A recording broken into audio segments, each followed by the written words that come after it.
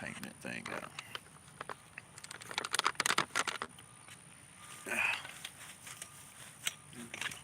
a turkey in the back.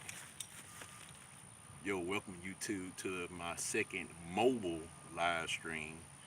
Today we're gonna cover what to expect, the 5 things to expect when you're in an archery range, your first day, or assuming it's your first day period in an indoor archery range. We're gonna cover those topics. Once again, this is about the 5 major things to expect when you're in an indoor archery range for your first time. That was for the algorithm because what you say matters to the algorithm. Okay, so the first thing you would expect the first day of your archery range, number one, you're gonna spend some money. In my opinion, like I told Facebook, arrows are cheaper than bullets in the long term because you can shoot an arrow then recover it. But somehow my aiming was so bad one time I destroyed 2 arrows and I had to buy 2 more. So it all depends on your aim because they got like a wooden board you can hit. Or sometimes it might be so good you might do a Robin Hood. It looks cool, but I hate to tell you this, but doing Robin Hoods are expensive. So there you go. Because you basically destroy 1 arrow, then you destroy the other one too that hit the arrow. It's not like the movies where they split the other arrow just fine. No, you gotta buy 2 new arrows.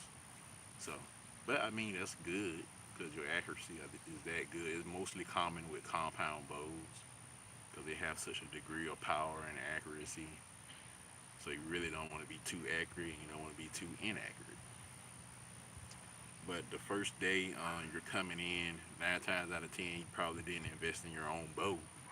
So they're gonna try to either sell you a bow or get you to rent a bow. And the bow over here is to rent a bow is like $45. It doesn't matter if it's a compound crossbow or a traditional bow. It usually only costs $45 for 1 hour, which I don't think is fair. But usually, sometimes if it's a smaller little firm, they'll let you hold it until somebody else come in or something like that. But yeah, it's $45. The rent it's gonna cost money to rent a bow or buy a bow.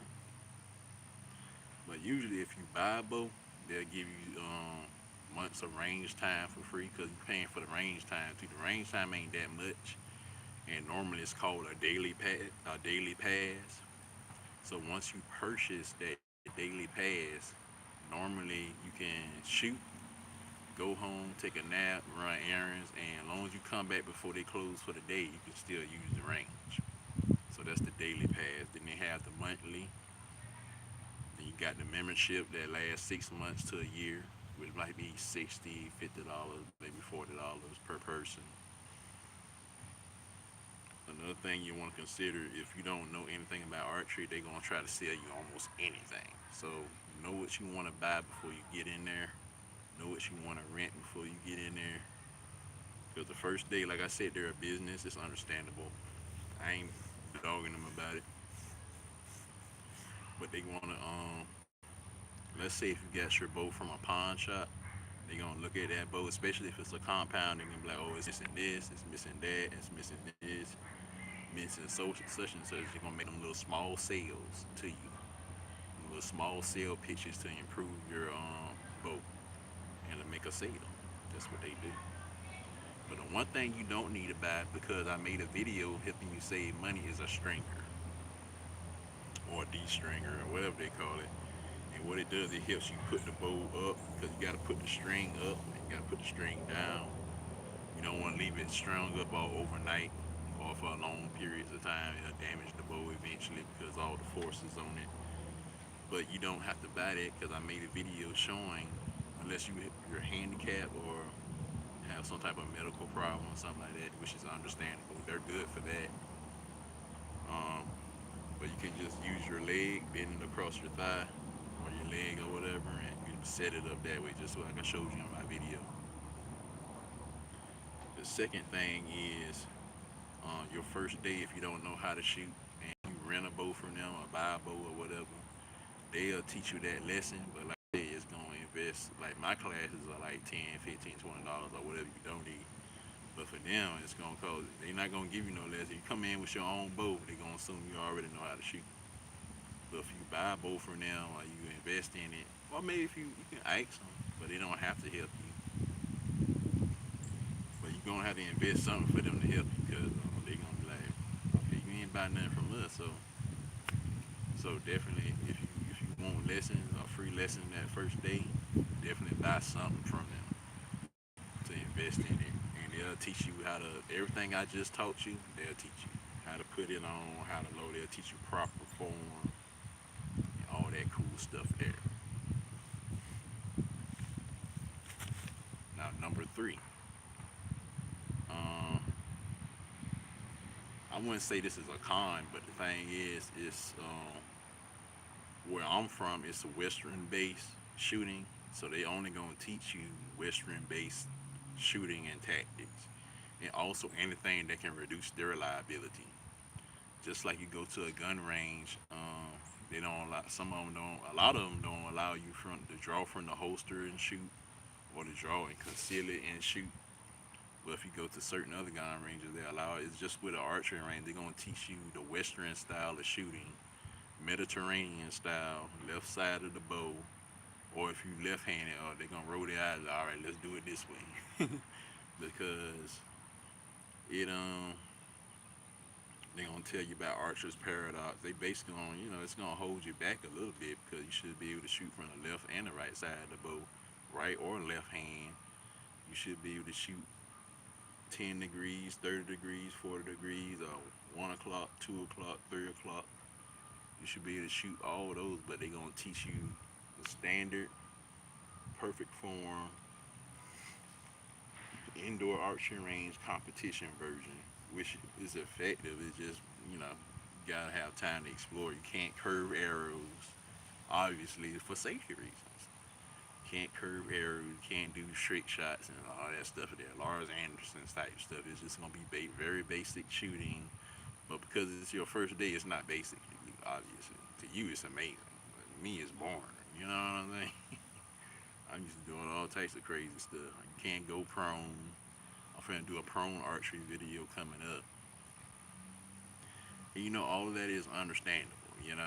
It reduces their liability because everybody shoot the same way in their archery range. And they know where the arrow's gonna go.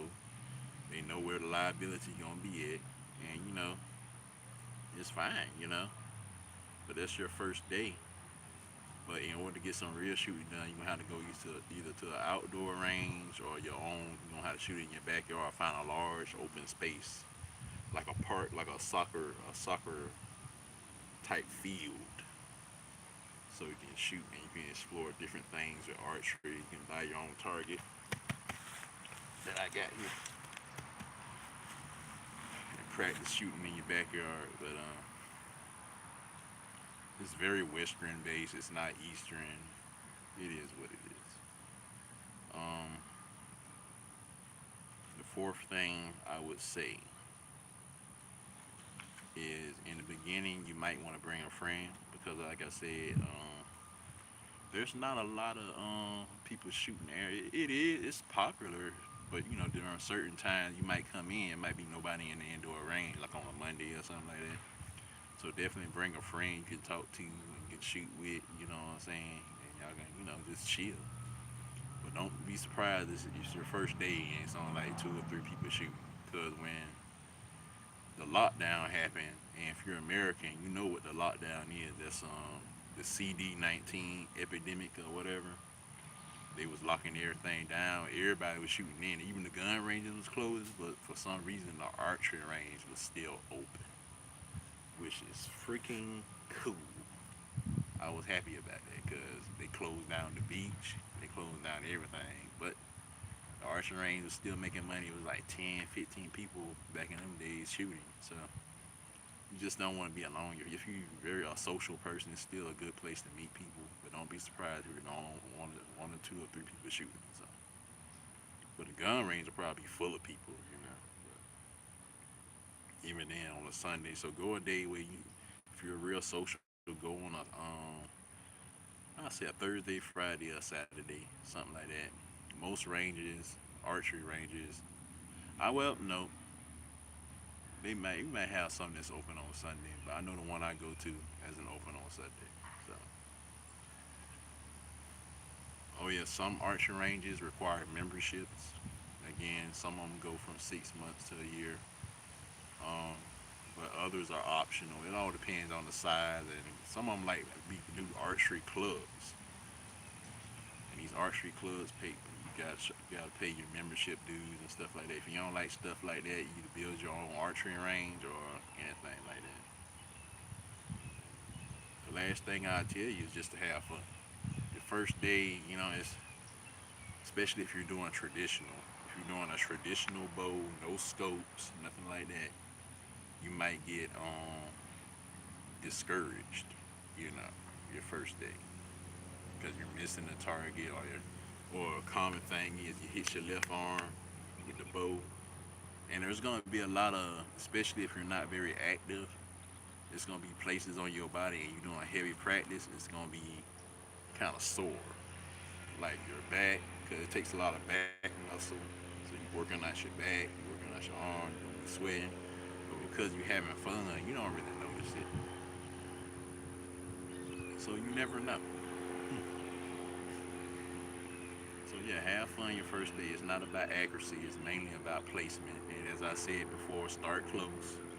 They always try to. As a matter of fact, the range instructors they gonna actually do the exact same thing I told you. They're gonna start close. They're gonna give you a large target. You're gonna be shooting everywhere. And eventually, when they see you good, they're gonna push that large target back until you tighten up until they get you to that back wall. I teach the same way. But I'm faster. I get you there faster. You can believe that. But anyway, that's the end of my video. I hope you like it. Like, share, subscribe. Primarily, I want you to subscribe. I did this same video on Facebook. I said about the same thing on Facebook, and I'm doing it again. I should have used StreamYard so I can stream both at the same time. But I wasn't thinking.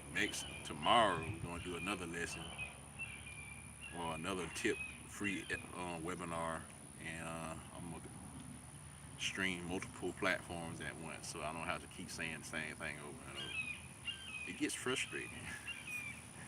Other than that, Breezy Gang out. I gotta make my thumbnail. It is what it is. Let me see. Oh, you know how to end it. Can you tell? I never went live on. Guess I'll keep talking. 13 minutes.